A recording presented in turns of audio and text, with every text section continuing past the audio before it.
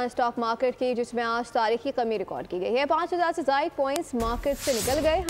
100 index 1,06,274 पर बंद हुआ। दूसरी जानिब सोने की फी तोला कीमत में 2,600 रुपए की कमी रिकॉर्ड की गई। पाकिस्तान स्टॉक मार्केट में रिवर्स गियर, 5000 से ज़ायद पॉइंट्स मार्केट से निकल गए। इंडेक्स 1,06,274 पर आ गया। पाकिस्तान स्टॉक मार्केट में मंदी के रिकॉर्ड्स टूट गए। 2 दिन में 8,585 पॉइंट्स निकल गए। आज कम तरीन सतह 1,05,937 पॉइंट्स तक रिकॉर्ड की गई। दिन भर 472 कंपनियों के हिस्से में कारोबार हुआ। स्टॉक मार्केट के साथ आज सोने के दाम भी गिरे।